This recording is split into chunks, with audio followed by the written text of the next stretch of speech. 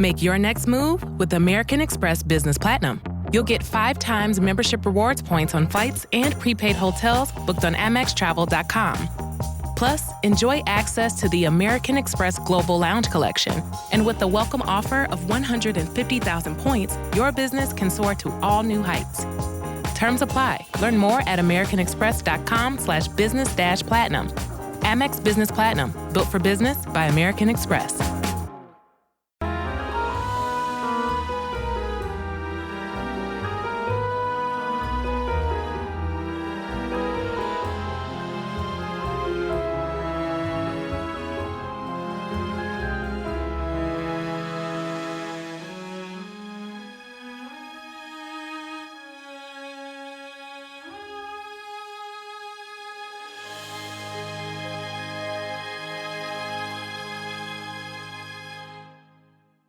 Good morning, fellow detectives.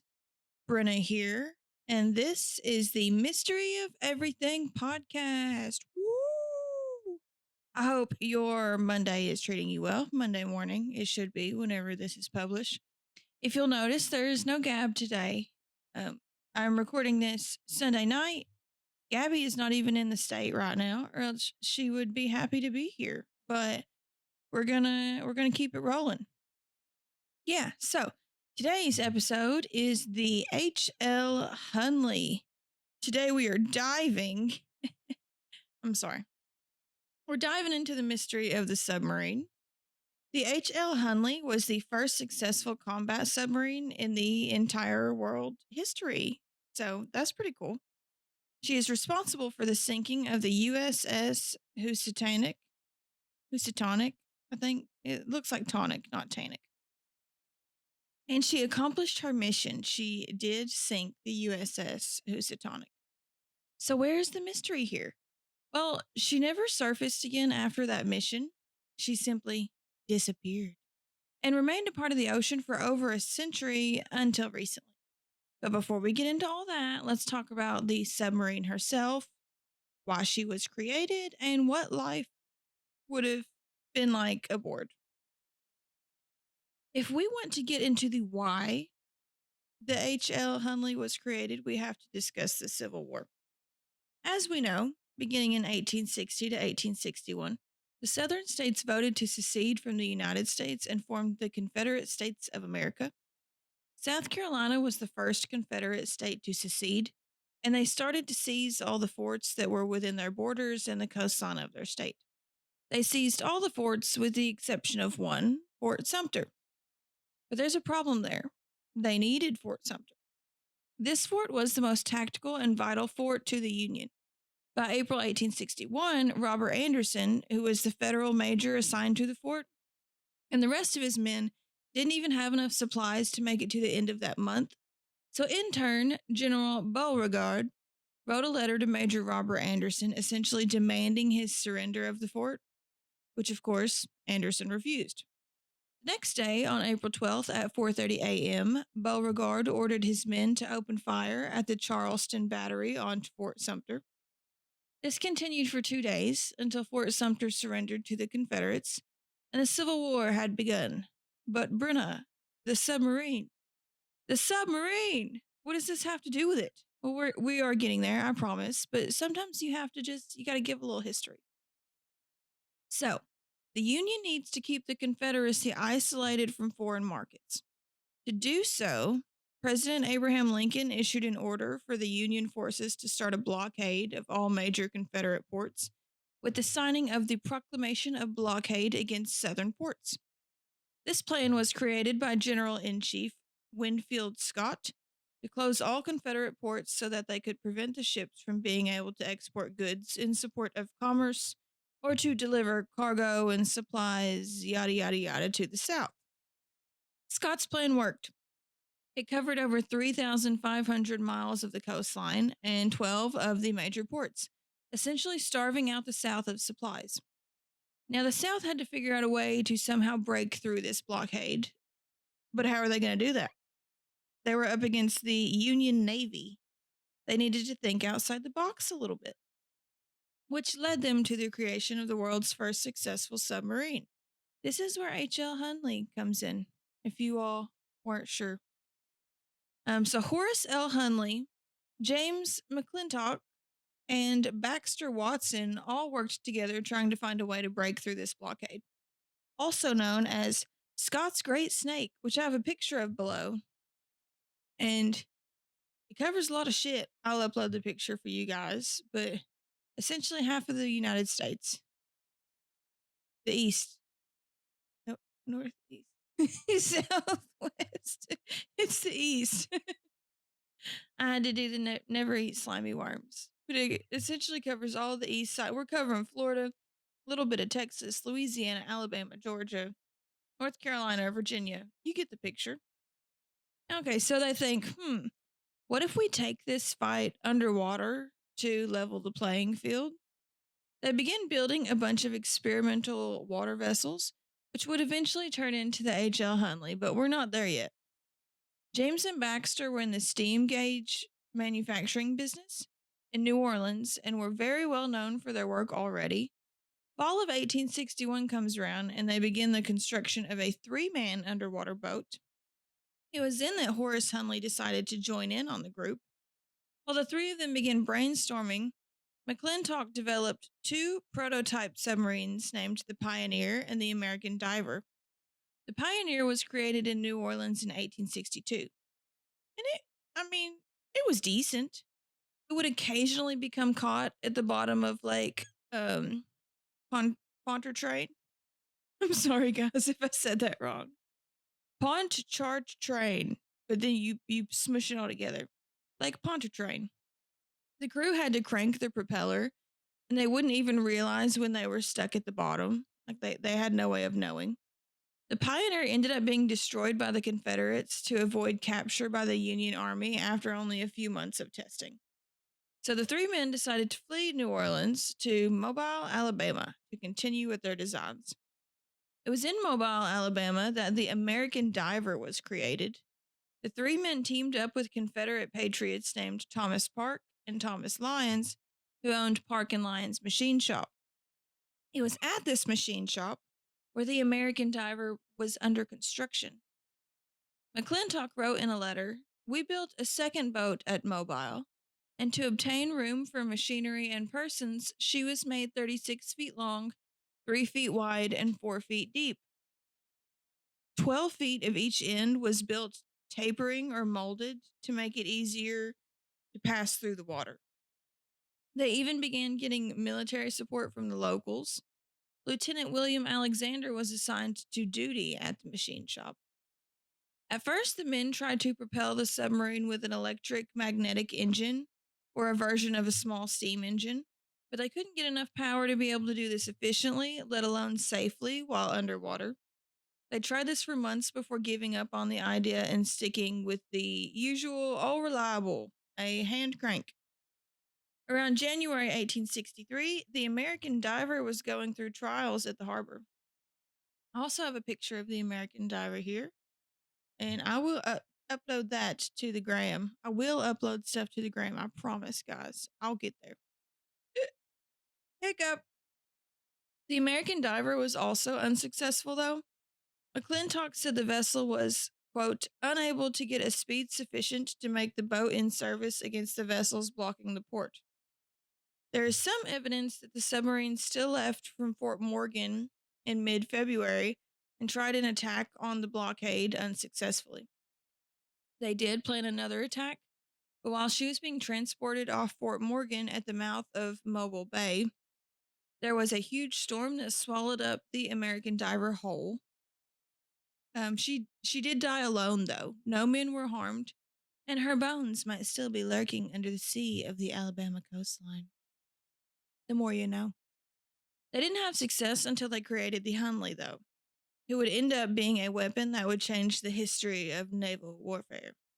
The news of the defeat at Gettysburg and the loss of Vicksburg had reached Mobile, Alabama. So while designing the Hunley, they wanted her to be able to dive below her target while towing behind a floating torpedo on a 200-foot tether. When the submarine passed under the keel of the intended target, the torpedo would hit the hull on the opposite side and sink the ship. So that would mean that the captain of the submarine would need to be super careful to not get stuck while shimmying between the bottom of the ocean and the bottom of the ship that's its intended target. They were very pleased with all of the Hunley's trial runs, and in July of 1863, they performed a demonstration of the Hunley's ability to attack in front of the Confederate officials. To do this, they used an old coal hauling barge that was anchored in the middle of the Mobile River. The Hunley snuck up on her target, dove beneath, and the torpedo hit the barge. Within minutes, the barge blew up and sank, and the Hunley resurfaced shortly after the first real success. So, with that, the Hunley was loaded up onto 2 flat rail cars and sent to Charleston with the hopes that she would be able to blow up the enemy's ironclads in the harbor. Hey there, Ryan Reynolds here. It's a new year, and you know what that means. No, not the diet. Resolutions. A way for us all to try and do a little bit better than we did last year. And my resolution, unlike big wireless, is to not be a raging and raise the price of wireless on you every chance I get. Give it a try at mintmobile.com/switch. $45 upfront payment required, equivalent to $15 per month. New customers on first 3-month plan only. Taxes and fees extra. Speed slower above 40 gigabytes on unlimited. See mintmobile.com for details. This episode is brought to you by Atlassian. Atlassian makes the team collaboration software that powers enterprise businesses around the world, including over 80% of the Fortune 500. With Atlassian's AI-powered software like Jira, Confluence, and Loom, you'll have more time to do the work that matters. In fact, Atlassian customers experience a 25% reduction in project duration per year. Unleash the potential of your team at Atlassian.com. Atlassian. It was August 12th, 1863, when Hunley arrived in Charleston. Her first crew consisted of Michael Kane, Nicholas Davis, Frank Doyle, Charles Hasker, John Kelly, Lieutenant John A. Payne, Absalom Williams, and William Robinson. Tests were performed in the Charleston harbor. The Confederates were getting pissed off at how slow McClintock's tests were going, though. So they decided to seize the Hunley and gave it over to Lieutenant John Payne, who was a Navy man that was assigned to the CSS Chicora. On August 29th, she was at Fort Johnson and was being prepared to depart for her first attack on the blockade. But they hit a snag, some could say. She sank at the dock. There are multiple stories as to what happened here. Some people say that there was a ship that passed by and the wake was so big that it flooded into Hunley's open hatches, in turn sinking her. Others say that the mooring lines of another ship were tangled up in the Hunley and pulled her onto her side until the hatches were underwater and the vessel was flooded. Regardless, she sank, and she sank fast. 5 of her crew members died as a result of this. Lieutenant Payne was at the top of the submarine and was able to jump into the water, saving himself. William Robinson escaped through the aft hatch. Charles Hasker was trapped by the hatch cover, so he ended up riding the submarine all the way to the bottom of the seafloor before being able to free himself and swim back up to the surface. I would shit myself. The submarine was able to be saved after a few weeks of efforts. During those weeks, Horace Hunley came to Charleston and demanded they give his submarine back to him. General P.G.T. Beauregard agreed, and Hunley had his crew from the machine shop in Mobile head to Charleston. So now we're on to the second crew of the Hunley. The second crew of the Hunley consisted of Horace Hunley, who we remember, the Hunley's named after him, Robert Brockbank, Joseph Patterson, Thomas W. Park, Charles McHugh, Henry Bard, John Marshall, and Charles L. Sprague. Now the date is October 15th. Horace has decided to show a demonstration of his submarine in Charleston Harbor since she's back to her full strength now. According to Horace, the Hunley is going to dive down beneath the CSS Indian Chief and surface on the other side. Do we think this crew's fate will be better than the last crew? I'll give you a few seconds. Well, surprise, it's not. It wasn't. It's not going to be good. It's going to be equally bad, worse. The submarine went down below the vessel and then wasn't seen again for weeks. Every crew member on board died, Horace included.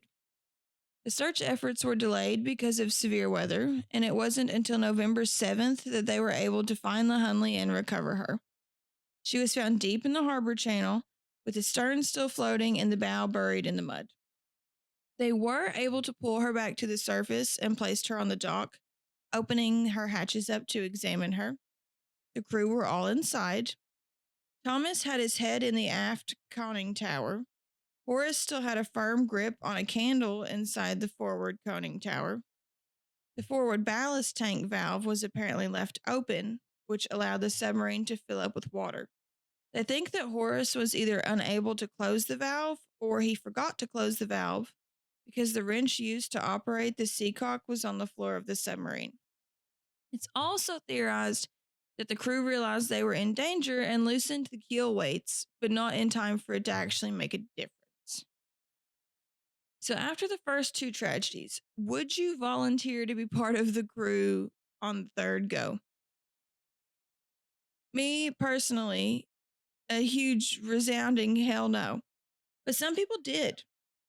The third crew consisted of Lieutenant George E. Dixon, Arnold Becker, Corporal J.F. Carlson, Frank Collins, C. Lumpkin, Miller, James A. Wicks, and Joseph Ridgway. Word has now spread about the submarine, though, leading to the head of the Union, Rear Admiral John Dahlgren, to order his blockading squadron to anchor in shallow water, hang up ropes and chains over the sides, and deploy picket craft to keep torpedo-bearing boats away from them as measures to deter submarines. General Beauregard wasn't even sure he wanted to try to put the Hunley back in the water. And can you blame him? He wrote, quote, "It is more dangerous to those who use it than to the enemy." True. Very true. There were others who were very adamant about the success of the submarine, though. So, the Confederates began rethinking ways to attack. Instead of towing the explosive device behind them, they attached a spar that had a torpedo attached to the tip of it on the lower bow of the submarine. This plan was to ram the spar into the hull of the enemy ship and blow up the torpedo either by contact or with a trigger pull device. Sounds like it would work, but also sounds extremely dangerous for the crew involved, seeing as how the spar was only about 16 feet long. They were running out of time for tests now, so General Beauregard agreed to give it a try, with the exception being that they tested it at the surface instead of on a dive. The crew worked on the submarine around 4 nights a week to prepare for the mission from December 1863 until January 1864, only stopping because the weather became too rough at sea to continue. Come February, there was a calm sea and the time was finally right. They set out towards the USS Housatonic, and they were very, very sneaky. So by the time that they inevitably were spotted, it was too late and the damage was already done. At 8:45 p.m., sailors on the deck of the USS Housatonic saw something on the water a few hundred feet away. The officers thought perhaps it was a porpoise coming up to blow some water out of its blowhole or something. But alas, we know it was not. After they finally realized it was an enemy, they sounded the alarms, and then sailors began firing shots at the submarine just for the bullets to ricochet off of the hull. Underwater, the torpedo detonated, and the explosion blew a hole right into the ship. This took less than 5 minutes for the entire ship to sink, and 5 of the 155 crewmen died. See, in my mind, I thought more crewmen would die than 5. I'm not sure why I was thinking Titanic vibes when this is literally off the coast of Charleston. But anyways, moving on. So the USS Housatonic has now sunk, but where is the Hunley? 45 minutes passed by, nothing. A Union soldier says that he saw some sort of blue light on the water, potentially being the last reported sighting of the Hunley. There are records that say that Captain Dixon promised the troops at Battery Marshall that he would signal a success using 2 blue lights. And the Confederates at Sullivan's Island said that they saw the signal, which led them to light a fire to lead the Hunley home. But she never came home. A century passes, still no Hunley. 136 years pass until the Hunley is seen again. There were search efforts made, although unsuccessful. The wreckage was searched where the USS Housatonic went down. Throughout the years, many explorers ventured out hoping to find some sort of sign of her. On May 3rd, 1995, she was finally found. Clive Cussler and his crew had been hunting for the submarine for 15 years and were finally successful. They used a magnetometer to locate her about 4 miles off the coast of Sullivan's Island.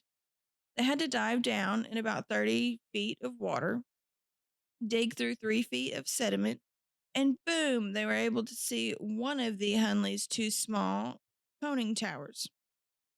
She was on her starboard side, bow pointed almost directly towards the shipwreck in Sullivan's Island, like she was heading home.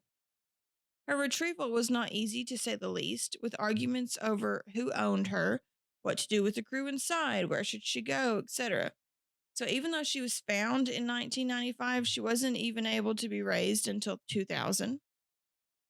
But we aren't going to focus on that. We are more interested in the mystery aspect.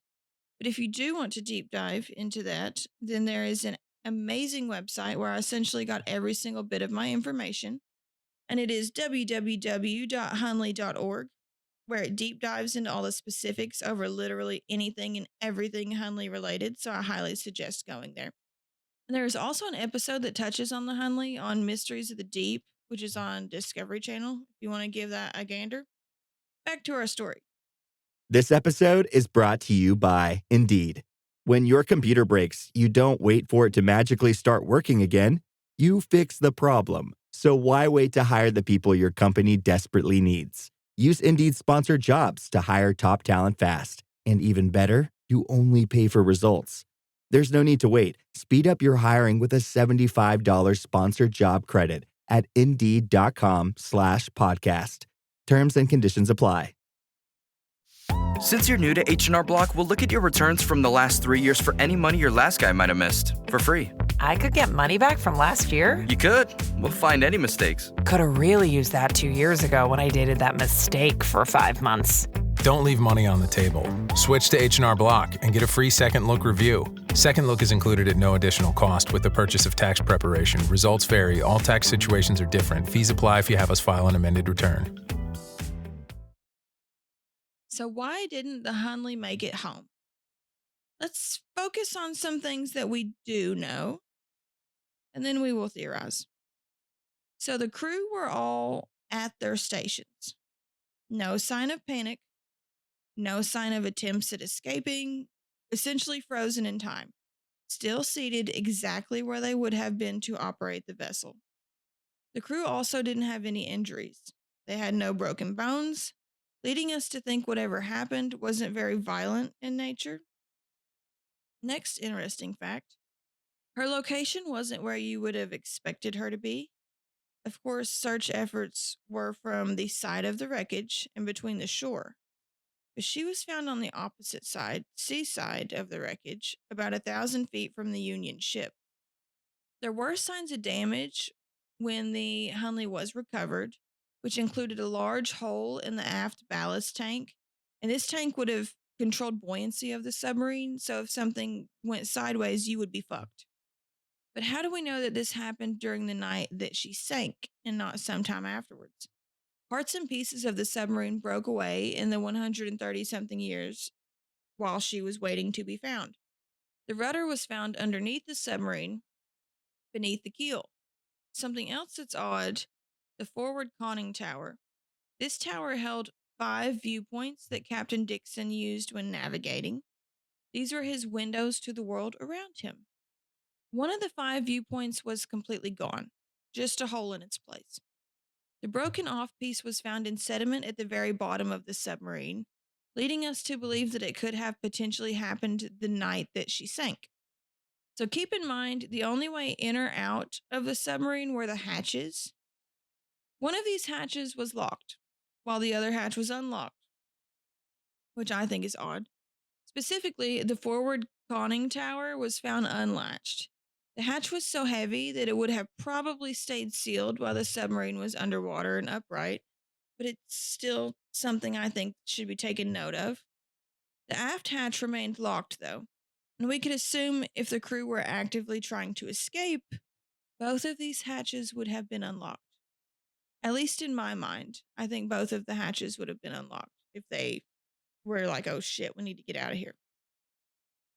The ballast pumps were found to be in the exact same position they were the night that the submarine sank. The pump system was not set to pump water out of the crew compartment, which would tell us, or at least lead us to believe, that they were not drowning. Maybe they died another way. Maybe they somehow all passed out. Who knows? The Hunley was also in a mode called blackout mode when she went down. This mode meant that all the ports were sealed to block out any ambient light and to block light from escaping the submarine and alerting ships in the general area of their presence. All of these ports were closed off. But did she sink immediately? It would appear not, since she sent out signals of blue light to alert those on shore of her success. These reports were confirmed by both Confederate and Union soldiers, both sides. There is a poll you can vote on the Hunley.org website that asks what you think caused the Hunley to sink. And my vote was cast towards being trapped somehow by the tides, but the majority of votes think that the torpedo explosion is what did it. I can't necessarily get behind that, though, personally, because of the signal light to shore. That's what throws me off. The other votes lean towards a collision at sea or a lucky shot, which we'll dive into both of those theories too, with the second most voted being trapped by the tides. So let's go over some of these theories and why we agree or we disagree with them, shall we? First off, the theory that the torpedo fucks up the Hunley. This would make sense. They were already concerned that the 16-foot-long spar was not long enough and that it would damage the submarine when detonated. So it is totally plausible in my eyes.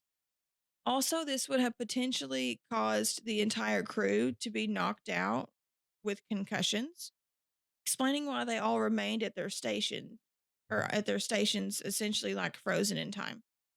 So let's say water rushed in while they're out cold. They drowned while unconscious. Makes sense.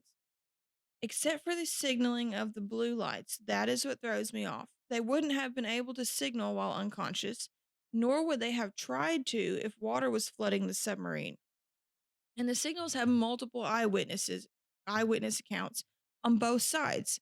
So that throws me off a little bit. The submarine was found with several large holes in the structure. So that does go along with the torpedo theory. But playing devil's advocate, that could have happened from storms, current, etc. after the submarine had already sank. Next up on our list, trapped by the tides. Remember how we discussed how the Hunley had to be manually cranked in order to move? This is a 40-foot submarine that had to be moved 4 miles, being powered by men. Now, we do know that they planned their attack to flow along with the tides to make it easier on themselves, because that sounds like a lot of hard work. But after the attack, I feel like it's safe to say they probably would have been extremely exhausted. I mean, they would have adrenaline, I would assume. I don't know. They'd be tired regardless. So what if they needed like a little breaky break before taking off again? Perhaps settling down on the seafloor momentarily, waiting for the tides to turn in their favor before heading back? Maybe they wanted to stay still for a little bit so they weren't spotted by the Union again and had to face more gunfire while the Union ships were saving the survivors of the shipwreck. Maybe when they tried to take off again, they found that they were stuck to the seafloor and couldn't move. Those are all just, I'm just spouting stuff off. They also had a limited amount of oxygen down there. So could they have sat for too long waiting and then died from lack of oxygen? or maybe passed out from lack of oxygen before suffocating. Something to think about. Some people think that after signaling to the shore that they were successful, that the submarine accidentally clipped the side of the USS Canandaigua while she was rescuing soldiers from the wreckage. If she was moving fast enough, the Union ship might not have even noticed that they hit the submarine, while the submarine could have been severely damaged, especially if it already was potentially damaged from the torpedoes. It could have tipped them over, they could have lost buoyancy, a number of things could have happened. Also, let's say Captain Dixon opened one hatch at the surface to let out the 2 blue light signals, but the water was choppy from boats coming to help the fallen Union sailors. It wouldn't be a stretch to think that the wake from the boats could have rushed into the open hatch after he signaled, sinking the submarine. This could also explain why only one hatch was unlocked. Just throwing it out there. The last theory we're going to discuss is the lucky shot theory. I think this one's a no. It's a no for me. It's a no for me. So this starts with a candle. The candle on board was used for visibility and to monitor oxygen levels. We know that the submarine was in blackout mode, but there were the forward conning towers, viewpoints that were used by Captain Dixon for his navigational purposes. He had to, at the very least, see out of one of these ports. This theory suggests that with the light shining through one tiny little spot, it was the perfect target and a direct hit for soldiers to shoot at, Union soldiers. We do know that they were firing at the Hunley before the torpedo went off. So could Dixon have been hit by a bullet through one of the tiny viewports? Water pours in, and now there isn't a captain anymore. It could explain why there was a viewport missing on the vessel, specifically the forward conning tower, which was beside the captain's station. There is one little issue with this theory, though. Dixon's remains show no damage to his skull, bones, or anything else. He still could have had a wound to soft tissue, of course, but we will never know. Also, there was never a bullet found inside the submarine. So for me, I think that theory is a no-go. I'm going to call it a night, guys, because I'm tired. I still got to edit. If you didn't get your fill for all things Hunley related, please go to the website I mentioned, www.hunley.org. It'll be listed in my sources. And there is so much more I could have discussed, but I just didn't have the time. If you go to that website, it shows what was found with the crew. You got lanterns, a lantern, a gold coin. They found Union ID tags, leather wallets, you name it. It's very cool and educational if you're into that sort of thing. And let me know what you guys think happened to the Hunley and why she never made it home. I'm kind of thinking, hell, I don't know what I'm thinking. It's weird that they were frozen in time. So I like the theory of the torpedo because it fits while they would all still be at their stations. And there's no panic or nothing going on board because, they would have had a concussion, would have knocked them out before they drowned to death. Makes sense. Except for the signaling of the blue lights. That does not make sense. So did they signal the blue lights? Or did he have the hatch open? He's signaling and then they get flooded that way. If that would have happened, they would have left their stations because that would have given them time to panic. I don't know. There's a lot of loose ends and it just gives me more questions than it gives me answers. So I am excited to see what you guys have to say. All right, that's all, folks. Thanks for listening. Subscribe to Patreon. Go to our YouTube. Actually just made a YouTube channel. I don't even know what I'm going to do with it yet, but go subscribe to my YouTube. It is at The Whisker Bee. B as in B-E-E-E.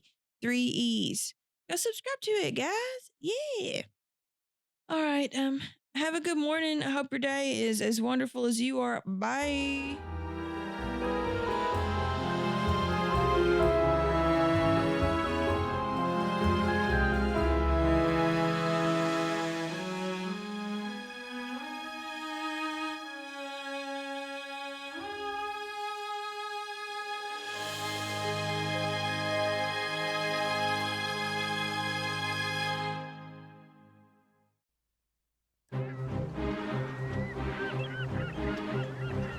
Hello, this is Matt from the Explorers Podcast.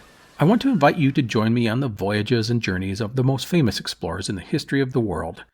These are the thrilling and captivating stories of Magellan, Shackleton, Lewis and Clark, and so many other famous and not so famous adventurers from throughout history. Go to explorerspodcast.com or just look us up on your podcast app. That's the Explorers Podcast.